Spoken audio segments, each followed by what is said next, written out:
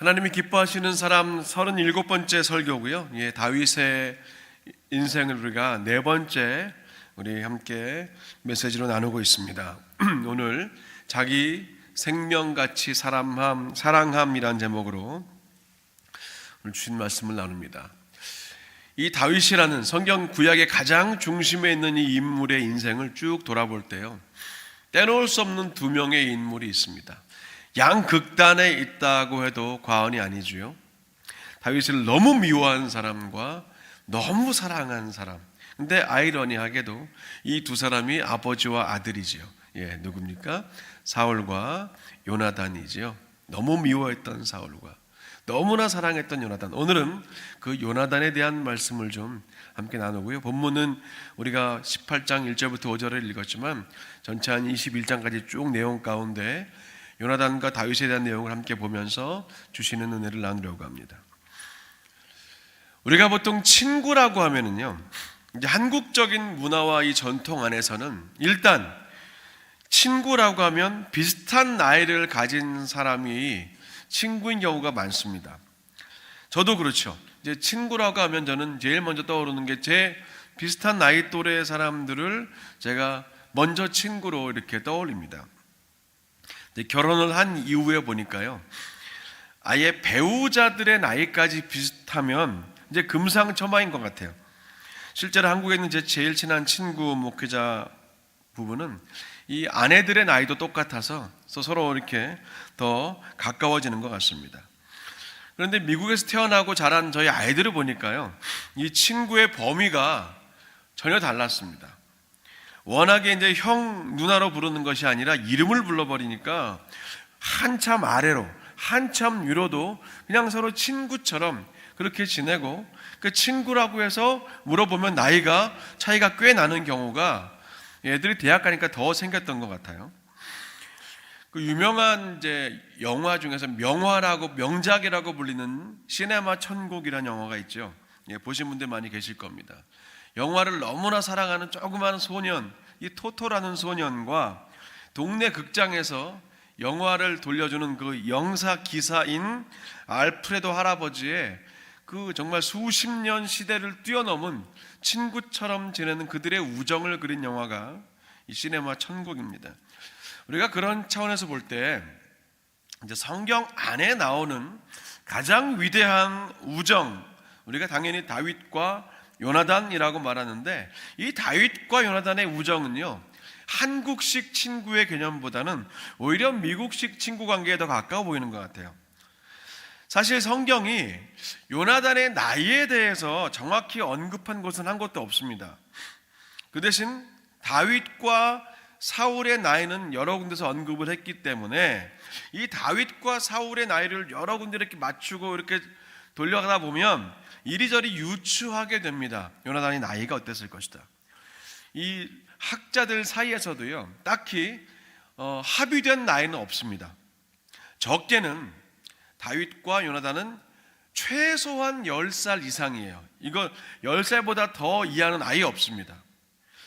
그리고 많게는요, 이 새 왕 이야기라는 책을 보면 그 책에서는 아예 30살 이상까지도 이 다윗과 요나단의 나이 차이를 그렇게 보더라고요. 그러니까 기본적으로 10살에서 30살까지 차이가 난다는 겁니다. 확실한 것은 이제 오늘 본문이 다윗과 요나단의 첫 번째 접촉을 기록한 부분 아닙니까?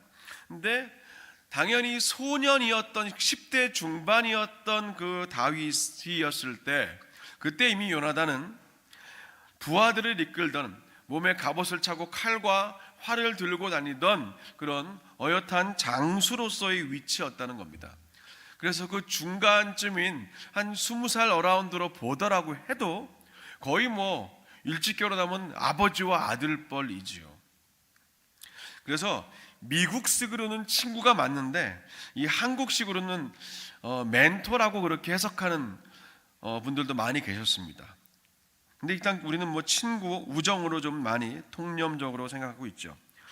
근데 성경이 중요한 것은요, 기본적으로 10살, 20살 많은 그 요나단이 다윗과의 수많은 대화와 수많은 삶의 장면들을 같이 써나가고 있는데 한 번도 다윗을 어린 사람 취급하거나 하대하거나 함부로 대했다는 기록은 전혀 없어요. 오히려 이런 나이에 대한 근거를 전혀 모르고 그냥 성경을 쭉 읽으면 당연히 동갑내기 비슷한 나이에, 하지만 신부는 전혀 반대에 있는 그런 동화책의 한 장면이 떠오르기도 합니다. 그렇게 읽혀질 정도입니다. 우리가 이런 배경을 알고 나서 이 다윗과 요나단을 볼 때 사실은 좀 이해하기 어려운 지점이 하나 있어요. 왜 굳이 요나단이 다윗을 점점점이라는 이 지점입니다. 왜 굳이 요나단이 다윗을, 이런 겁니다. 사울왕의 큰 아들이었던 요나단은 그냥 가만히 있었으면 알아서 다음 왕이 되었을 겁니다. 거의 그랬을 거예요. 성경에 기록된 내용들만 보자면 일단 요나단은 그 성품이나 인격이 아버지 사울과는 차이가 많이 나요. 많이 달랐기 때문에 그래도 나름 괜찮은 이스라엘의 2대 왕이 되지 않았을까라는 생각할 수 있습니다. 그런데 왜 요나단이 굳이, 나이도 자기보다 한참이나 어리고 그 신분은 말할 것도 없고 사회적인 여건이나 환경, 이 삶의 배경을 보아도 아예 비교 자체가 불가능한 그 다윗을 왜 그렇게도 좋아했을까 하는 겁니다. 왜 다윗을 요나단이 그렇게도 사랑하고 좋아했을까? 우리가 보통 이렇게 박수를 쳐도 각도와 속도가 잘 맞아야 제대로 짝 하고 소리가 예쁘게 나는데, 성경을 보면은요, 일단은 거의 대부분 요나단이 다윗에게 일방적으로 접근하고 다윗에게 주로 요나단이 말을 하고, 그래서 사랑 고백도 거의 대부분 요나단이 다윗에게 하는 거예요. 또 말씀드리겠지만 이 서로 간에 언약을 맺는 것도 먼저 요나단이 다윗에게 그렇게 언약을 체결하는 모습을 너무 정확히 볼 수 있습니다. 오늘 본문의 이 지점으로 시작해서 이제 앞으로 쭉 이 둘의 관계를 보면은요, 성경은 요나단이 다윗을 자기 생명같이 내 목숨처럼 사랑했고, 그래서 요나단이 다윗과 그런 상호 언약을 맺었다라고 말하죠.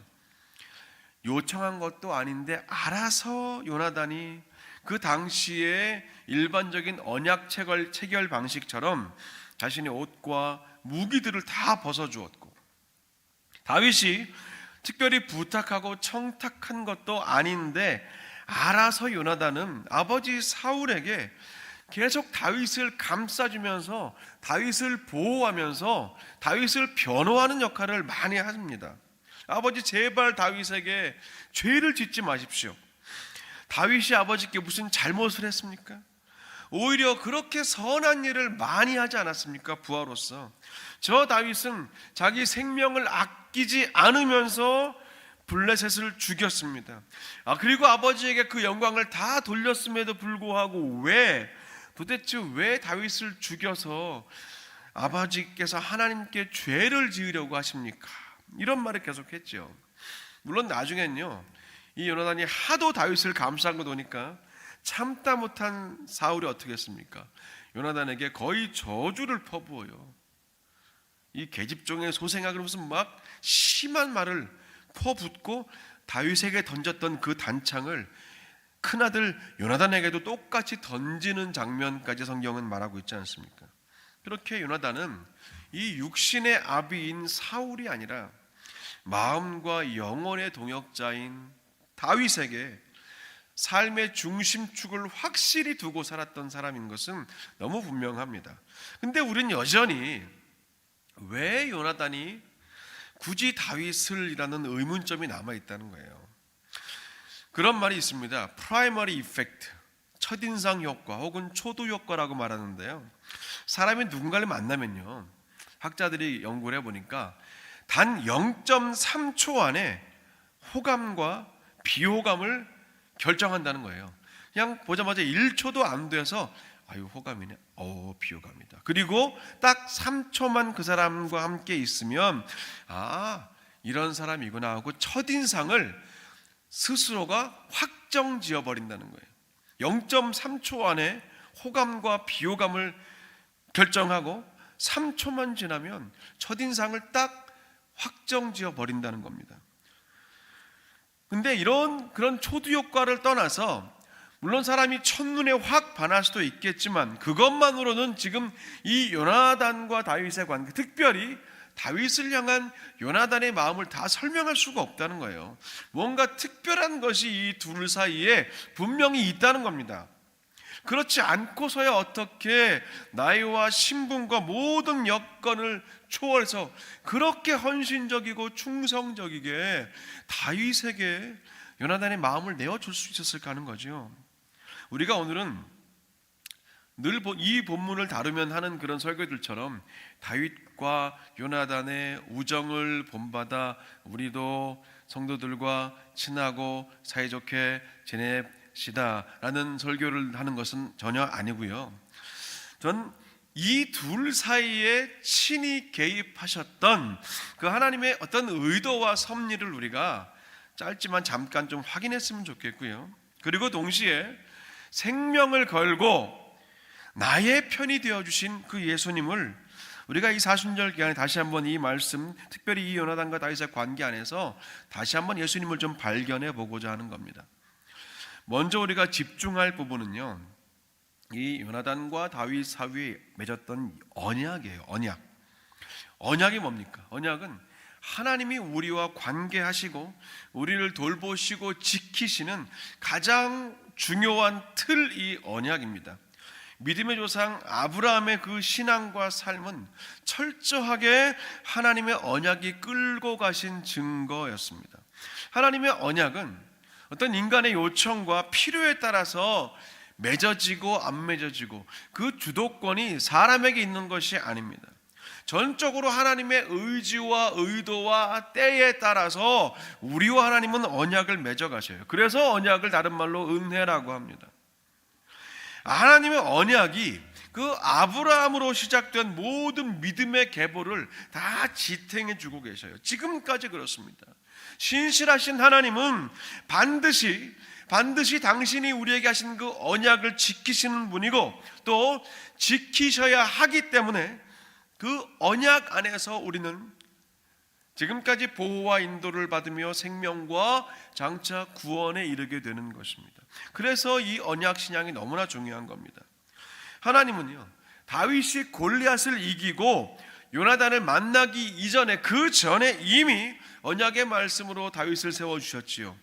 지난번 두 번째 메시지에서 말씀드렸습니다. 사무엘이 다윗에게 기름을 부은 사건이 바로 언약의 사건입니다. 그리고 하나님은 그 기름 부음 받은 다윗에게 이제 왕위를 주시겠다 언약하셨으니 하나님의 언약을 하나님이 신실하게 이행해 가시기 위해서 본격적으로 그 첫 단추를 오늘 요나단과 다윗의 관계로 그렇게 끼우신 것입니다. 만나게 하신 거예요. 다윗에게 그렇게 친절하고 간쓸게 다 빼어줄 정도로 접근할 이유가 전혀 없던 이 요나단이 먼저 접근해서 마음을 열고 언약을 맺었어요. 전적으로 하나님이 하시는 일이라는 겁니다. 이 요나단과 다윗과 관계 그 이면에 그리고 그들을 감싸는 철저하게 하나님의 언약, 특별히 다윗을 다음 왕으로 세우시고야 말겠다는 하나님의 언약의 의지가 확실하게 나타난 장면이 바로 요나단과 다윗, 특별히 다윗을 향한 요나단의 애티튜드라는 겁니다. 본문 3절은 말해요.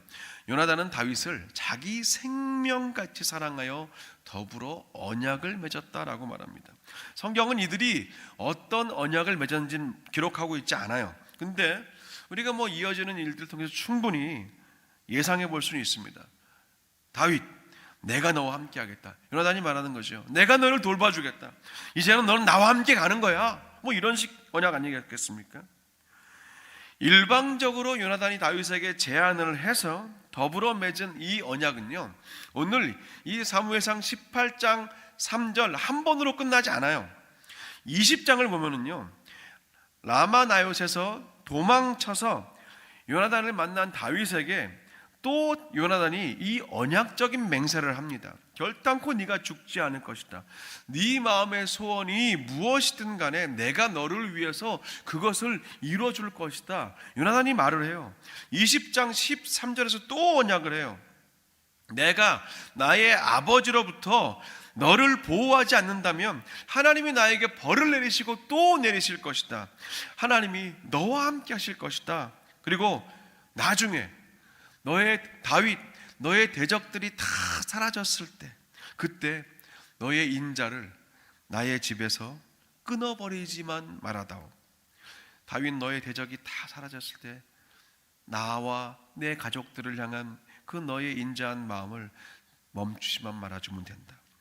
이 언약은 나중에 그대로 이루어지죠. 그죠? 다윗이 요나단의 아들 무비보셋, 그 장애를 가지고 있던 무비보셋을 끝까지 돌보고 자신과 함께 식탁에 앉게 한 놀라운 영광의 자리에 인도한 것을 우리가 정확히 알 수 있습니다. 그렇기 때문에 지금 우리가 이 둘의 관계를 볼 때요, 단순히 이제 이 시간 이후로 우리는요, 다윗과 요나단 그러면 우정 그렇게 표면적으로 볼 것이 아니라 하나님과의 언약적인, 특별히 하나님의 언약적인 사랑을 잘 드러내주는 그 언약 안에서의 사귐과 동행을 했던 사람들로 우리가 그렇게 한다는 게 더 깊이 이제 우리가 평생 붙들고 가야 한다는 겁니다.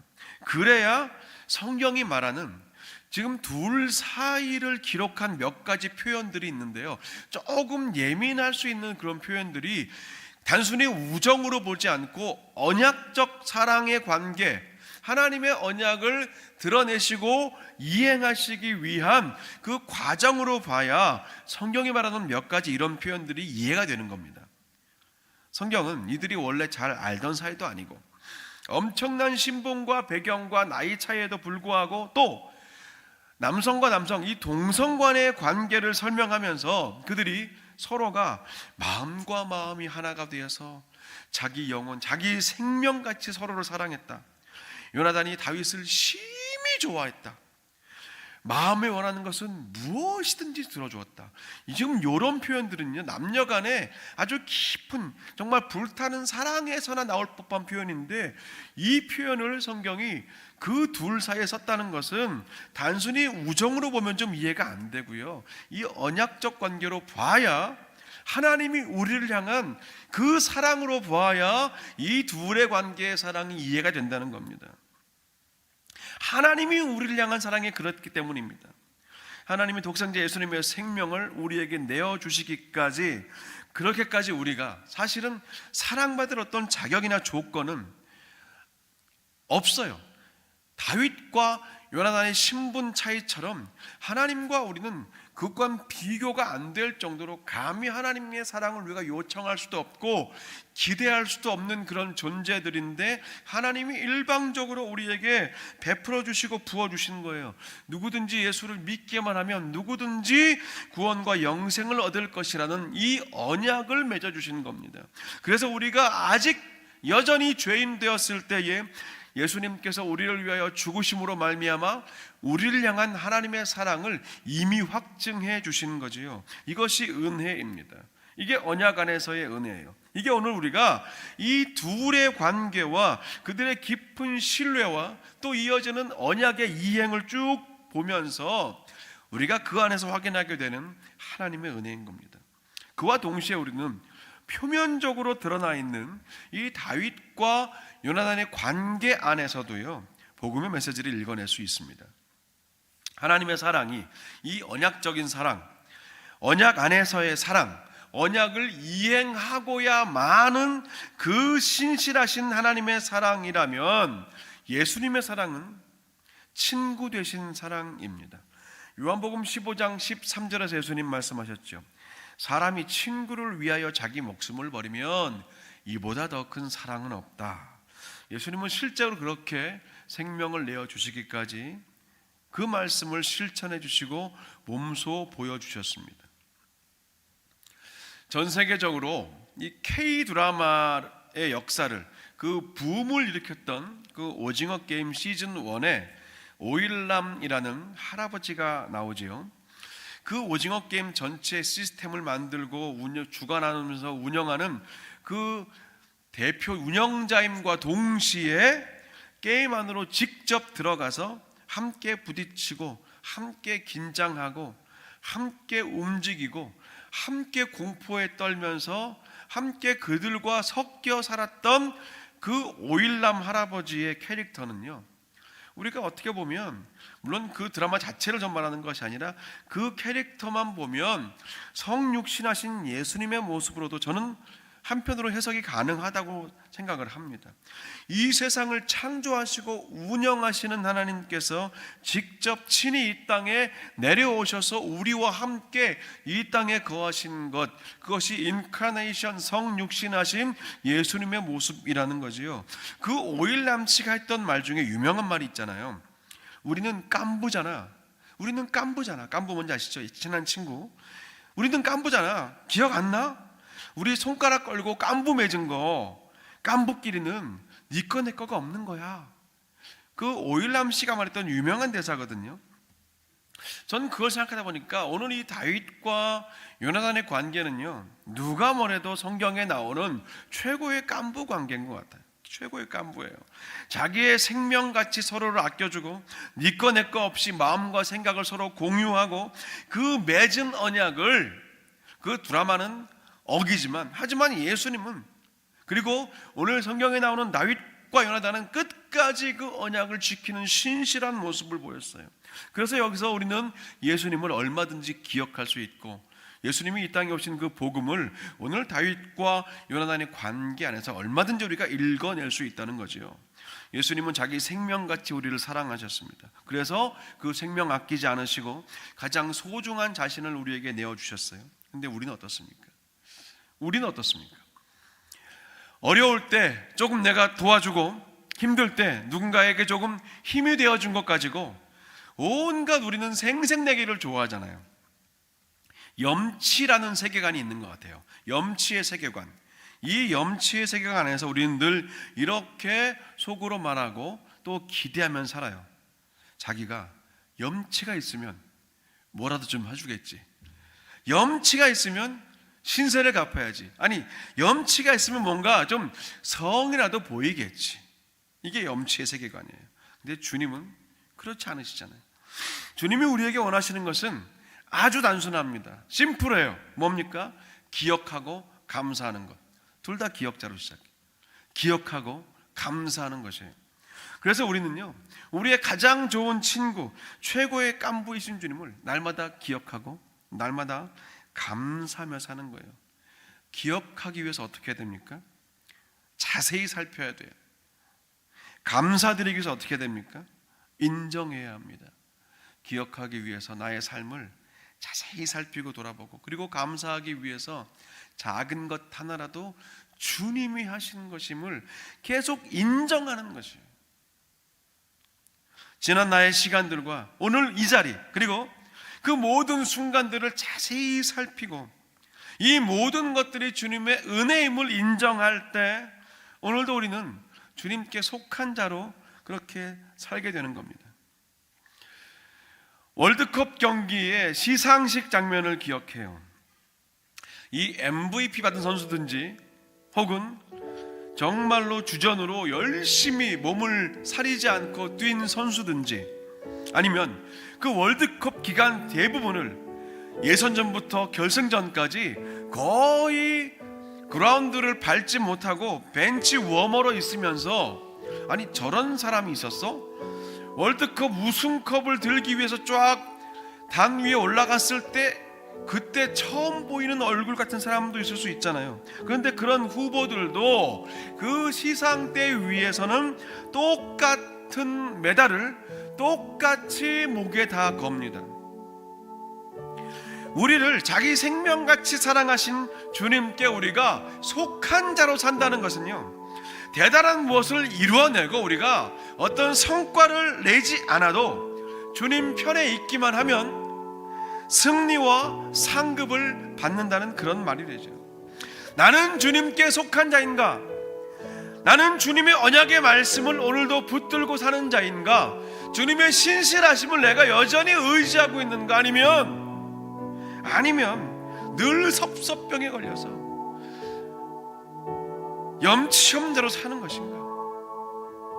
지나간 나의 시간을 내가 끊임없이 돌아보고 살피고 기억하면서 나는 그 주님의 손길을 인정하며 사는가? 그 은혜에 감사하며 살고 있는가?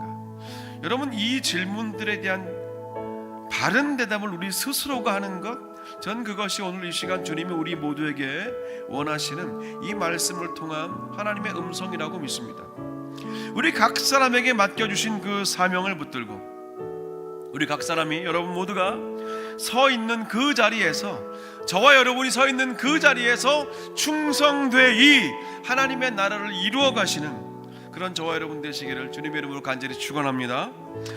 다윗을 자기 생명같이 사랑했던 요나단과의 맺은 언약을 그 아들 때에 이르기까지 끝까지 기억하고 신실하게 그 언약을 지켰던 다윗, 이 두 사람을 통해서 우리가 확인한 것, 하나님의 언약적인 사랑과 예수님의 대속적인 사랑, 이것을 늘 기억하고 감사하며 사시는 그런 저와 여러분 되시기를 간절히 축원합니다. 기도하겠습니다. 아버지 하나님, 감사합니다. 오늘 주신 말씀을 또 우리 마음에 새기며 나아갑니다. 주님, 다윗과 요나단, 이 둘의 놀라운 우정과 그 나눔, 그리고 그 표면 안에 들어있는 하나님의 언약적인 사랑과 은혜, 그리고 예수님의 대속적인 사랑, 그 목숨을 내어주시기까지 우리의 친구 되신 그 예수님의 사랑을 우리가 오늘 확인했습니다. 주님, 주님께 속한 자로 살게 하여 주시옵소서. 예수님의 이름으로 기도합니다.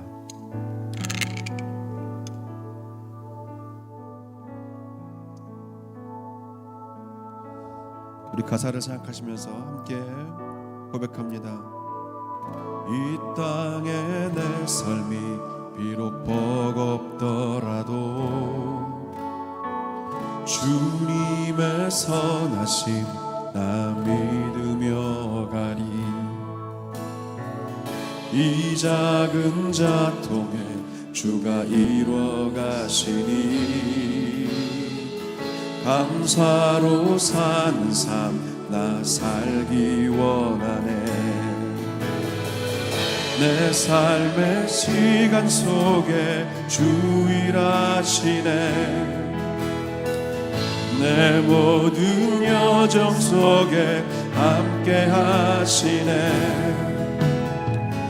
깊고도 크신 주의 영광을 나 보리라. 위대하신 주,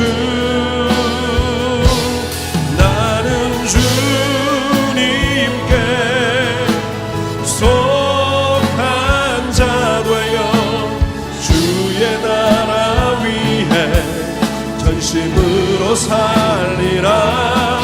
주의 마음에 합한 자 되어 맡기신 소명 이루리. 이 땅에 내 삶이, 이 땅에 내 비록 버겁더라도 주님의 선하심 나 믿으며 이 작은 자통에 주가 이루어 가시니 이 작은 자통에 주가 이루어 감사로 사는 삶,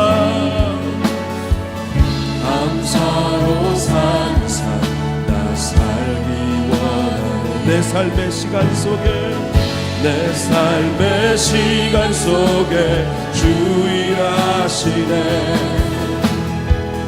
내 모든 여정 속에 함께 하시네. 깊고도 크신 주의 영광을 나 보리라. 위대하신 주, 나는 주님께 아멘 속한 자 되어 주의 나라 위해 전심으로 진심으로 살리라. 주의 마음에 합한 자 되어 맡기신 소명 이루. 나는 주님께 속한 자 되어, 나는 주님께 속한 자 되어 주의 나라 위해 전심으로 살리라. 주의 마음에 합한 자 되어 맡기신 소명이. 나는 주님께 속한 자 되어, 나는 주님께 속한 자 되어 주의 나라 위해 전심으로 살리라. 주의 마음에 합한 자 되어 맡기신 소명이. 나는 주님께 속한 자 되어, 나는 주님께 속한 자 되어 주의 나라 위해 전심으로 살리라. 주의 마음에 합한 자 되어 맡기신 소명이. 다시 한번 고백합니다. 나는 주님께, 나는 주님께 속한 자 되어 주의 나라 위해 전심으로 살리라. 주의 마음에 합한 자 되어 맡기신 소명이. 한 번 더 마음을 다하여 믿음으로, 나는 주님께 속한 자 되어 주의 나라 위해 전심으로 살리아며. 주의 마음에 합한 자 되어 맡기신 소명이. 이 시간 오늘 먼저 말씀 붙들고 기도합니다. 우리 오늘 말씀 붙들고 기도하실 때에 우리 먼저 표면적인 메시지가 될 수도 있지만 그래도 같이 기도하고 싶은 내용이 있습니다. 동역자를 위한 기도입니다. 하나님 나라는요, 능력 있는 한 명이 아니라 합력하는 약자들이 만들어갑니다. 탁월한 리더 한 명이 아니라 협력하는 동역자들을 통해서 교회가 세워지고 하나님의 일들이 되어지고 하나님 나라가 확장되는 겁니다. 그래서 지금 나에게 허락하신 동역자들을 위해서 기도합시다. 가정의 동역자, 또 삶의 현장 일터의 동역자, 그리고 주의 몸된 교회를 향한 동역자, 그리고 넓게 하나님 나라와 선교와 복음을 위한 동역자를 위해서 기도합시다. 신실함과 충성됨으로 끝까지 서로를 향해 그 중심을 지켰던 오늘 이 다윗과 요나단처럼 지금 저와 여러분의 심장을 나누며 동역하는 그들을 위해 기도합시다. 특별히 내가 그런 신실한 동역자가 되어달라고 기도하고, 그리고 나와 동역자의 관계에 있는 그를 위해, 그들을 위해 우리 하나님께 맡겨드리며 함께 먼저 기도합시다. 기도합니다.